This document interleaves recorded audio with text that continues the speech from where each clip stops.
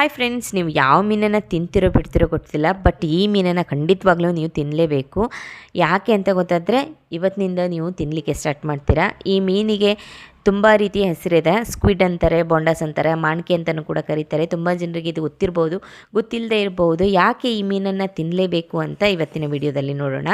So ಮಕ್ಕಳು ತುಂಬ ತೆಳ್ಳಗಿರ್ತಾರೆ, ಮಾಂಸಖಂಡಗಳು ಬೆಳೀತಾ ಇರಲ್ಲ, ಕುಬ್ಜವಾಗಿರ್ತಾರೆ, ಅಂಥವರಿಗೆ ಈ ಸ್ಕ್ವಿಡ್ ಮೀನನ್ನು ಖಂಡಿತವಾಗ್ಲೂ ತಿನ್ನಿಸಿ. ಯಾಕಂದರೆ ಈ ಸ್ಕ್ವಿಡ್ಡು ಮಾಂಸಖಂಡಗಳನ್ನು ಬೆಳೆಸಲಿಕ್ಕೆ ಹೆಲ್ಪ್ ಮಾಡುತ್ತೆ, ಗ್ರೋತ್ ಕೊಡುತ್ತೆ, ಹಾಗೆ ಮಸಲ್ಸ್ಗಳನ್ನು ರಿಪೇರ್ ಮಾಡಲಿಕ್ಕೆ ಹೆಲ್ಪ್ ಮಾಡುತ್ತೆ. ಎನರ್ಜಿ ತುಂಬುವಂತಹ ಗುಣ ಇದೆ, ಹಾಗಾಗಿ ಈ ಮೀನನ್ನು ಖಂಡಿತವಾಗ್ಲೂ ಬಳಸ್ಕೊಳ್ಬೋದು. ಇದರಲ್ಲಿ ವಿಟಮಿನ್ B12 ಇದೆ, B6 ಇದೆ, ವಿಟಮಿನ್ E ಇದೆ.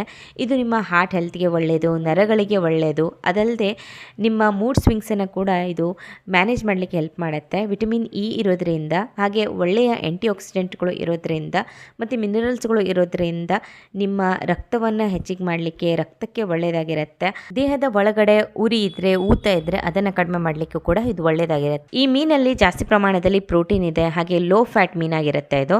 ಹಾಗಾಗಿ ವೆಯ್ಟ್ ಮ್ಯಾನೇಜ್ ಮಾಡಲಿಕ್ಕೂ ಕೂಡ ಒಳ್ಳೆಯದು. ಜಿಂಕ್, ಕಾಪರ್, ಸೆಲೆನಿಯಂನಂತಹ ಮಿನರಲ್ಸ್ಗಳು ಇರೋದ್ರಿಂದ ದೇಹದ ಇಮ್ಯುನಿಟಿಯನ್ನು ಕೂಡ ಇದು ಇಂಪ್ರೂವ್ ಮಾಡುತ್ತೆ. ಒಮೆಗಾ 3 ಇರೋದ್ರಿಂದ ಬ್ಲಡ್ ಸರ್ಕ್ಯುಲೇಷನ್ ಚೆನ್ನಾಗಿ ಮಾಡುತ್ತೆ.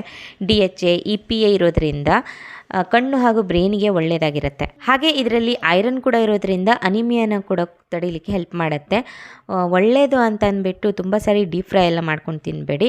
ಇದನ್ನು ಸುಕ್ಕ ಮಾಡ್ತಾರೆ, ಚಿಲ್ಲಿ ಮಾಡ್ತಾರೆ, ಸ್ಟಫ್ಡ್ ಸ್ಕ್ವಿಡ್ ಅಂತ ಮಾಡ್ತಾರೆ. ಹಾಗೆ ಇದರಿಂದ ಬೇರೆ ಬೇರೆ ರೀತಿಯ ರೆಸಿಪಿಗಳೆಲ್ಲ ಮಾಡ್ತಾರೆ. ತುಂಬ ಟೇಸ್ಟಿಯಾಗಿರುತ್ತೆ. ಖಂಡಿತವಾಗ್ಲೂ ಇದನ್ನು ನಿಮ್ಮ ಡಯಟಲ್ಲಿ ಇನ್ಕ್ಲೂಡ್ ಮಾಡ್ಕೊಳ್ಳಿ.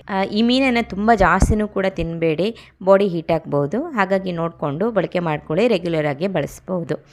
ಸೊ ಫ್ರೆಂಡ್ಸ್, ಇವತ್ತಿನ ವಿಡಿಯೋ ಇಷ್ಟ ಆದರೆ ದಯವಿಟ್ಟು ಲೈಕ್ ಮಾಡಿ, ಶೇರ್ ಮಾಡಿ, ಸಬ್ಸ್ಕ್ರೈಬ್ ಆಗ್ತಾಯಿದ್ರೆ ಪ್ಲೀಸ್ ಸಬ್ಸ್ಕ್ರೈಬ್ ಮಾಡಿ. Thank you.